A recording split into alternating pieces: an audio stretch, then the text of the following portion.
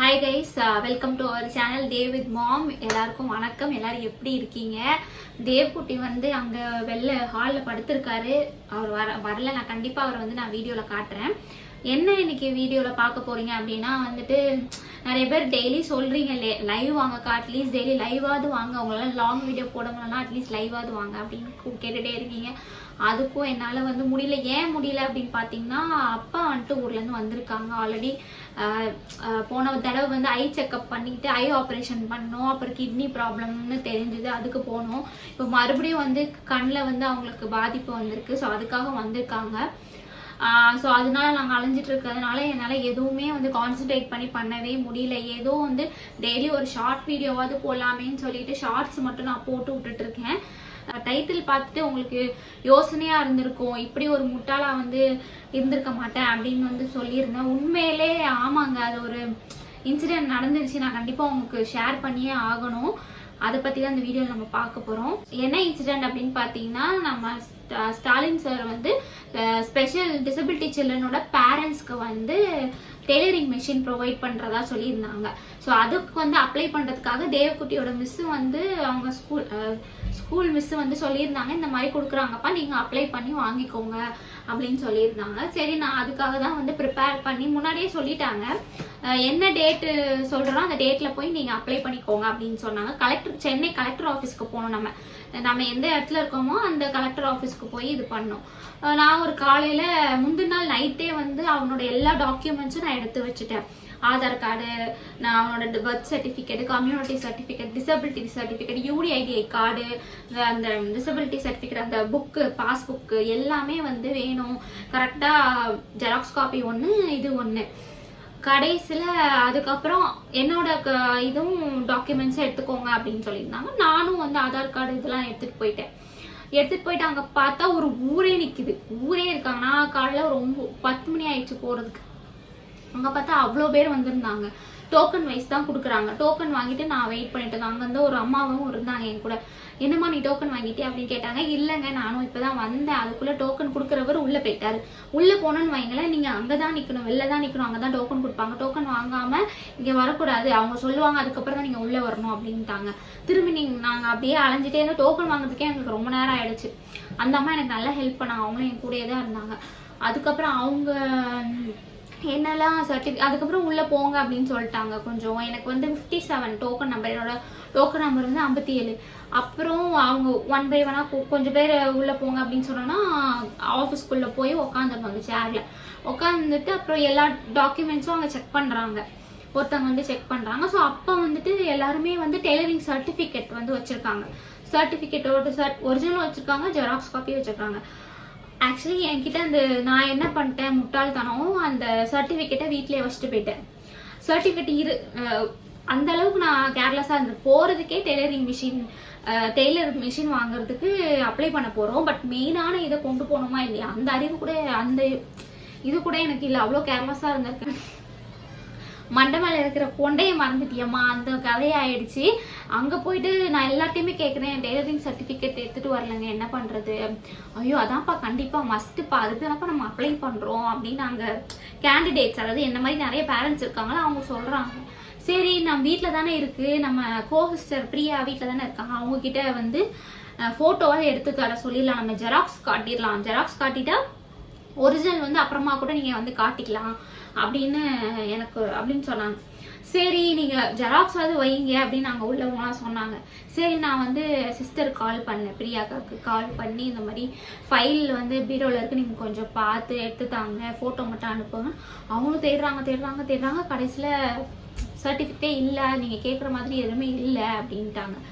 ஐயோ, அப்புறம் ஆக்சுவலி இது எனக்கு வந்து அவ்வளோ பெரிய கஷ்டங்க. ஏன்னா நான் இங்கேருந்து அடிச்சு பிடிச்சி வேலையெல்லாம் முடிச்சுட்டு தேவக்குட்டியை கூப்பிட்டு ஸ்கூலில் விட்டுட்டு, என் ஹஸ்பண்ட் வந்து 2 பேரையும் கூப்பிட்டு வந்து தேவக்குட்டி ஸ்கூலில் விட்டு, அதுக்கப்புறம் என்னை கலெக்டர் ஆஃபீஸுக்கு விட்டுட்டு அவர் கோர்ட்டுக்கு போகிறாரு. இப்போ இது இல்லை, நான் கால் பண்ணி அவருக்கு எப்படி நான் சொல்லுவேன், அவரையும் நம்ம டென்ஷன் ஆக்குற மாதிரி இருக்கும். அதுக்கப்புறம் கொஞ்ச நேரம் கழிச்சு அவரே கால் பண்ணாரு, என்ன ஆச்சுன்னு. இந்த மாதிரி நான் ஃபர்ஸ்ட்டு வந்துட்டேன்னா அவரும் செம்ம காண்டாயிட்டாரு. இவ்வளோ மெனக்கெட்டு நீ இவ்வளோ தூரம் கூப்பிட்டு வந்திருக்காரு, எல்லா டாக்குமெண்ட்ஸும் ஒழுங்காக கொண்டு போகணுமா இல்லையா, இது கூட உனக்கு தெரியாதா, இந்த அளவுக்கு நீ கேர்லெஸ்ஸாக இருக்க என்ன நீ அப்படின்ட்டு செம்ம அப்செட் ஆகிட்டார் அவரும். எனக்கும் ஒருமே படபடன்னு ஆயிடுச்சு. எங்கடா இவ்வளோ தூரம் வந்து நம்ம கை கெட்டினது வாய் கெட்டாமல் போயிடுச்சு அந்த மாதிரி. அப்புறம் அவங்க சொன்னாங்க, நீங்கள் அட்டன் பண்ணுங்க, நீங்கள் வந்து ஸ்டிச் பண்ணிலாம் காமிங்க, மார்க் போடுவாங்க, மார்க் போட்டப்பறம் நீங்கள் வந்து அந்த டாக்குமெண்ட்ஸ்லாம் சப்மிட் பண்ணுங்க அவங்க கிட்ட அப்படின்னு சொன்னாங்க. சரி, அதுக்கப்புறம் வந்து என்ன பண்ணேன், என் ஹஸ்பண்டும் வந்துட்டார். என் ஹஸ்பண்ட் வந்துட்டார். நீ பயப்படாத, நீ பெய்யாக்கு கால் பண்ணி கேளு, இது பண்ண, நீ பேனிக் ஆகாத. அவர் வந்து சமாதானப்படுத்திட்டு, என்னை கொஞ்சம் சமாதானப்படுத்திட்டு பிரியாவுக்கு ஃபோன் பண்ணி கேளு அப்படின்னு அவர் தான் அந்த ஐடியா கொடுத்தாரு. சரி, நானும் யோசிச்சுட்டு தான் இருந்தேன், சரி அவங்கள எடுத்து வைக்கலாம். அதுக்கப்புறம் பிரியா கால் பண்ணி கேட்டும் அவங்க வந்து இல்லைன்ட்டாங்க. எனக்கு கொஞ்சம் அப்செட் ஆகிடுச்சு. என்னடா பண்ணுறது, நான் வேற எங்கேயும் வச்சிட்டேனா இல்லை தொலைச்சிட்டேனா அப்படின்னு என்னோட தாட் எங்கெங்கெல்லாமோ போக ஆரம்பிச்சு. நானும் ரொம்ப நேரமாக யோசிச்சுக்கிட்டே இருக்கேன், எங்கே வச்சுப்போம். சரி பரவாயில்ல, நான் என்னோட டோக்கன் நம்பரை கூப்பிடுறாங்க, நான் போய் ஆகணும் உள்ள. சரி, அங்கே சொல்கிறாங்க, நான் உள்ளே போயிட்டு சொல்லிட்டேன், இந்த மாதிரி டெய்லரிங் சர்டிஃபிகேட் வந்து வீட்டிலே வச்சுட்டு வந்துட்டேன், நீங்கள் எனக்கு கொஞ்சம் இது நெக்ஸ்ட் டைம் நாளைக்கு வந்து கொடுக்கலாமா அப்படின்னு நான் கேட்குறேன். இல்லை, நீங்கள் ஃபஸ்ட் இதை அட்டன் பண்ணுங்கள், அதுக்கப்புறம் நம்ம அட்டன் பண்ணிட்டு மார்க் போடுறாங்க, மார்க் போட்டு அந்த ஃபார்ம்லாம் இன்னொருத்தவங்க கிட்ட போய் கொடுக்கணும். அவங்க பயங்கர ஸ்ட்ரிக்டாக இருக்காங்க, எல்லாரையுமே திட்டுறாங்க. நார்மலாக கவர்மெண்ட்னாலே அப்படிதான் திட்டுவாங்க, அது சகஜம்தான். அவங்களும் 1008 ப்ரெஷர் அண்ட் இதில் இருக்காங்க. ஸோ அவங்களோட வேலையை பார்க்கும்போது அவங்க டென்ஷன் ஆகதான் செய்வாங்க. எல்லார்கிட்டையும் அவங்க சொல்லிட்டு தான் இருக்காங்க, மைக்கில் சொல்லிட்டே இருக்காங்க, ஏமா இந்த இதெல்லாம் வேணும், இது இல்லாமல் இங்கே வரவே வராதிங்க அப்படின்னு மைக்கில் வர சொல்கிறாங்க. எனக்கு பக்குன்னு இருக்கு. ஐயோ, நம்ம போய் மண்டை மேலே உள்ள கொண்டையவே மறந்துட்டோமே, இதில் வேற நம்ம வேற என்னத்தை நம்ம போய் அவங்க கிட்ட பேசல. அவங்களே அவ்வளோ கோவமா இருக்காங்க. நார்மலாக ஒரு ஜெராக்ஸ் காப்பி இல்லைனாவே அவங்க திட்டுறாங்க, இதில் நான் மெயின் பிக்சரே இல்லைன்னு சொன்னால் அவங்க எப்படி கோவப்படுவாங்க. கடைசியில் லைனில் நின்று அவங்கள பார்த்து சொல்லி கொடுக்கறதுக்குள்ள போதும் ஆயிடுச்சு. எப்படியோ நான் தச்சு காட்டிட்டேன், மார்க் போட்டாங்க. அங்கே போய் ஃபார்மை கொடுக்க போகிறேன், அவங்க கிட்ட சொல்லிட்டேன், சார் மேடம் இந்த மாதிரி வீட்டில் வச்சுட்டு வந்துட்டேன் மேடம், நான் நாளைக்கு இது பண்ணலாமா. அவங்க வந்து தப்பாக நினைக்கிறாங்க, என்னமோ நமக்கு வந்து நிறைய ஃபேக் சர்டிஃபிகேட் வருது இல்லை. இப்போ அவங்க வந்துட்டு அவங்ககிட்ட சொல்கிறேன் இந்த மாதிரி அவங்க வந்துட்டு என்னம்மா இது கொஞ்சம் கூட இதுவே இல்லாமல் இது பண்ணுறீங்க, வந்தது டெய்லரிங் இதுக்கு தான், அது ஜெராக்ஸ் காப்பியாக நீ எடுத்துகிட்டு வரணும்ல, ஜெராக்ஸ் காப்பி கூடவா இல்லை, அந்த அளவுக்கா நீ மறந்து வச்சுட்டு வருவ அந்த மாதிரி அவங்க இது பண்ண. இல்லைம்மா ஜெராக்ஸாவது வேணும் அப்படின்ட்டு அது ரிஜெக்ட் பண்ணிட்டாங்க. என்னோட இதுவை நோ சொல்லி ரிஜெக்ட் பண்ணிட்டாங்க. ரொம்ப கஷ்டமாக போச்சு. ஐயோ, கை கெட்டினது வாய் கெட்டாமல் போச்சே அப்படின்ட்டு. ஏன்னா ஜெராக்ஸ் காப்பி இருந்தால் கூட அவங்க அக்செப்ட் பண்ணிக்கிறாங்க, ஒரிஜினல் கூட நம்ம அப்புறமா வந்து காமிச்சிக்கலாம். ஐயோ, எனக்கு வந்து வேஸ்ட்டு. என்னோட எவ்வளோ பெரிய கேர்லெஸ் பாருங்க. இந்த அளவுக்கு நான் கேர்லெஸ்ஸாக இருந்திருக்கேன். யாருமே அப்படிலாம் இருக்காதீங்க, என்ன மாதிரி முட்டாள யாருமே இருக்காதீங்க. தெளிவாக இருங்க. எந்த ஒரு இடத்துக்கு போனாலும் கரெக்டாக அந்த டாக்குமெண்ட்ஸ்லாம் கரெக்டாக இருக்கான்னு ஒரு வாட்டிக்கு 100 வாட்டி 10 தடவை ஒரு வாட்டிக்கு 100 வாட்டி அதை செக் பண்ணி பார்த்துக்கோங்க. நம்ம கிளம்புறது, ஏன்னா நம்ம கிளம்புற அவசரத்தில் கிளம்பிடுவோம். முந்தின நாளே அது கரெக்டாக இருக்கா. முந்தின நாள்லாம் நானும் எடுத்து வச்சேன், ஆனால் அந்த சர்டிஃபிகேட்டை மறந்து தொலைஞ்சிருக்கேன் பாருங்க. எவ்வளோ பெரிய புத்திசாலியாக இருந்திருக்கேன்னு பாருங்க. கை கட்டினது வாய் கட்டாமல் போச்சுன்ற மாதிரி எனக்கு சோகமாயிடுச்சு. நான் வீட்டில் மிஷின் இருக்கு. நான் மெயினாக வந்து மிஷின் எனக்கு மெயினாக நான் ஏன் போனேன் அப்படின்னு பார்த்தீங்கன்னா, என்னோட மூத்த கோ சிஸ்டர் வந்து தைப்பாங்க. ஸோ அவங்களுக்கு வந்து இது மெஷின் உதவுமே, ஹெல்ப்ஃபுல்லாக இருக்குமே, அவங்க ஏதாவது தைச்சுப்பாங்களே அப்படின்னு சொல்லிட்டு தான் நான் வந்து அவங்களுக்காக தான் நான் வாங்க போனேனே. கடைசியில் எனக்கு அது என்ன சொல்கிறது, எனக்கு அது கிடைக்கக்கூடாது அப்படின்னு இருந்திருக்கு. ஏன் அப்படி சொல்கிறேன் அப்படின்னு பார்த்தீங்கன்னா, நான் ஒன்று மறந்துட்டேன். அதுக்கப்புறமும் ஒரு சான்ஸ் கிடைச்சிருக்கு. நான் கால் பண்ணி உங்ககிட்ட கேட்டு இவங்க அந்த ஃபைலில் தான் இருக்குது, ஆனால் அது அவங்க சரியாக கவனிக்கலையே என்னமோ தெரியல. அவங்க எல்லாத்தையும் பார்த்துட்டு இல்லைன்ட்டாங்க. அப்புறம் நான் வீட்டுக்கு வந்து பார்த்தேன். முதல் வேலையாக வீட்டுக்கு வந்து முதல்ல அந்த ஃபைலை தான் புரட்டி பார்த்தேன். கடைசியில் அதில் தான் இருந்துச்சு, கொஞ்சம் லாஸ்ட்டில் இருந்துச்சு. ஸோ அது வந்து அதில் என்ன தெரியுது, நமக்கு அந்த விஷயம் நடக்கக்கூடாது, அது உனக்கு கிடைக்கக்கூடாது அப்படின்னு இருக்குது. அதனால தான் கிடைக்கல. இல்லைன்னா அவங்க கண்ணில் பட்டிருக்கணும்ல அந்த ஃபைல். என்னோட அக்காவோட கோசிஸ்டரோட கண்ணில் அந்த ஃபைல் பட்டிருந்துச்சுன்னா அவங்க எனக்கு ஃபோட்டோ எடுத்து அனுப்பியிருப்பாங்க. நான் அந்த ஜெராக்ஸ் காப்பி அங்கே சப்மிட் பண்ணியிருப்பேன்.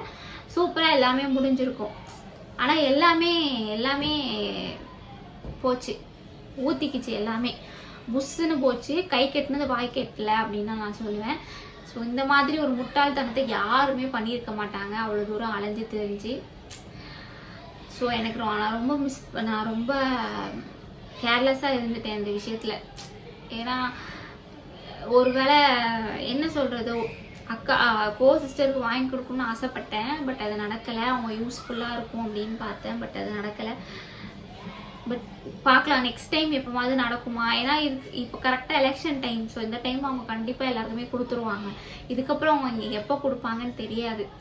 ஏன்னா இதுக்கு முன்னாடி வந்து அவங்க பதவி ஏற்கும்போது, நம்ம ஸ்டாலின் சார் வந்து பதவி ஏற்கும்போது இந்த மாதிரி கொடுத்துட்டு இருந்தாங்க. இப்போ மறுபடியும் எலெக்ஷன் வர்றதுனால அந்த டைம் வந்து பண்ணுறாங்க. இதுக்கப்புறம் எப்போ பண்ணுவாங்க அப்படின்னு தெரியல.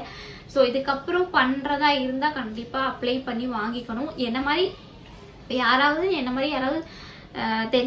இப்போ யாராவது தெரியாம இருக்கீங்க அப்படின்னா கண்டிப்பா அதுக்கு அப்ளை பண்ணுங்க. இதுக்கப்புறம் ஏதாவது அனௌன்ஸ்மெண்ட் வந்துச்சு அப்படின்னா கண்டிப்பா டெய்லரிங் மிஷின் வந்து அப்ளை பண்ணி வாங்கி வச்சுக்கோங்க. டெய்லரிங் சர்டிபிகேட் நீங்க வாங்கிக்கோங்க. வாங்கி நீங்க வந்து அப்ளை பண்ணலாம். நிறைய பேர் அப்படிதான் பண்றாங்க. ஸோ அதில் ஒன்றும் தப்பு இல்லை. நம்ம கற்றுக்கலாம். அதுக்கப்புறம் நீங்கள் வீட்டில் வந்து கொஞ்சம் கொஞ்சமாக கற்றுக்கலாம். ஸோ அதை வந்து மிஸ் பண்ணிடாதீங்க. என்ன மாதிரி யாருமே மிஸ் பண்ணிடாதீங்க. கண்டிப்பாக உங்களுக்கு வாங்கி வச்சுக்கோங்க. அதே மாதிரி கால் ஊனம் உள்ளவங்களுக்கும் அந்த மோட்டர் சைக்கிள் அது என்னென்னமோ சொல்கிறாங்க, நிறைய இருக்குது. பட் எனக்கு கிளியராக தெரியல. ஸோ அதெல்லாம் நீங்கள் கேட்டு தெரிஞ்சு வச்சுக்கிட்டிங்கன்னா கண்டிப்பாக உங்களுக்கு யூஸ்ஃபுல்லாக இருக்கும். நம்ம கவர்மெண்ட்லேருந்து நமக்கு கிடைக்கிறது நம்ம என்றைக்குமே விடக்கூடாது. அது கரெக்டான முறையில் நம்ம வாங்கி வச்சுக்கணும். ஏன்னா அவங்க பண்ணுறதே பெரிய விஷயம். ஸோ அந்த டைம் பண்ணும்போது நம்ம வாங்கிக்கிறது தான் புத்திசாலித்தனம். அந்த புத்திசாலித்தனம் நம்மக்கிட்டே இல்லையே, போச்சு.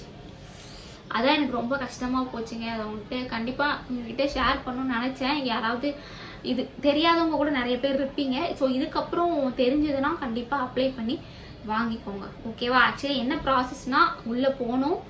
உள்ளே போகிறீங்க, உங்கள் பையனோட அதாவது உங்கள் குழந்தையோட birth certificate, Aadhaar card, community certificate, UDID card and disability certificate இது எல்லாமே ஒரிஜினலும் இருக்கணும், ஜெராக்ஸ் காப்பியும் இருக்கணும், ஒரு ஃபோட்டோ அண்ட் உங்களோட அதாவது என்ன நம்மளோட இது வந்து நம்மளோட ஆதார் கார்டு, டெய்லரிங் சர்டிஃபிகேட்டோட xerox copy and original copy இதுதான் நம்மளோடது. இது எல்லாமே இருந்தால் போதும். போய் நம்ம கொடுத்துட்டோம்னா நம்மளை தைக்க சொல்லுவாங்க. தச்சு ஒரு தையல் தான் போட சொல்லுவாங்க. ஒரு தையல் 2 தையல் போட்டாலே போதும். பண்ணிட்டு மார்க் போடுவாங்க. டெய்லரிங் டீச்சர் இருப்பாங்க, அவங்ககிட்ட மார்க் வாங்கிட்டு அங்கே போய் நம்ம கொண்டு வந்த எல்லா டாக்குமெண்ட்ஸும் சப்மிட் பண்ணிட்டு நம்ம கிளம்பிடலாம். அவங்க வெரிஃபை பண்ணுவாங்க, செக் பண்ணுவாங்க எல்லாம் கரெக்டாக இருக்கா இல்லையா அப்படின்னு செக் பண்ணுவாங்க. துணியெல்லாம் நம்ம தான் கொண்டு போகணும். அந்த நம்ம தச்சு காட்டுறோம்ல, அந்த சின்ன பிட்டு மட்டும் துணி மட்டும் நம்ம கொண்டு போகணும். ஸோ இவ்வளோதான். இதுதான் நான் உங்கள்கிட்ட ஷேர் பண்ணணும்னு நினச்சேன். So thank you. தேவக்குட்டியை பார்க்கணுன்னு ஆசைப்படுவீங்க. கண்டிப்பாக தேவக்குட்டியை காட்டுறேன். வாங்க தேவக்குட்டியை காட்டுறேன்.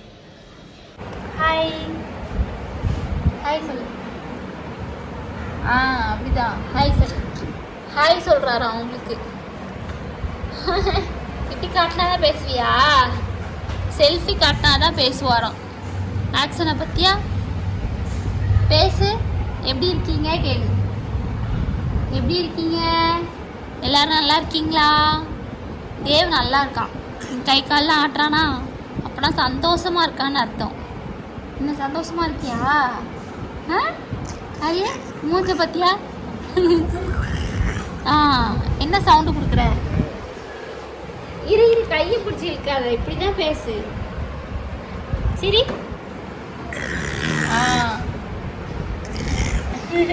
என்னமோ பேசுறாரு தேவக்குட்டி.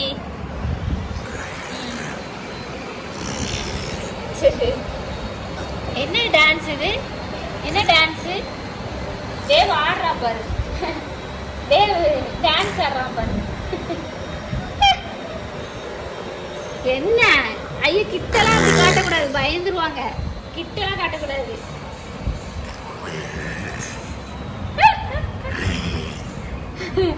தேவ் டான்ஸ் பாக்குறீங்களா ஃப்ரெண்ட்ஸ்? அவங்க டான்ஸ் ஆடி காட்டுறாரு. என்ன புடி பாய் சொல்லி. பாய் பாய். அப்படிதான் பாய் சொல்லு.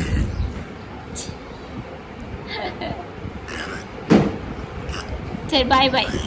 நெக்ஸ்ட் வீடியோவில் பார்க்கலாம். தேவ் சொல்லு பாய். நெக்ஸ்ட் வீடியோவில் பார்க்கலாம். அப்படிதான் சொல்லு. பாய். நெக்ஸ்ட் வீடியோவில் பார்க்கலாம்.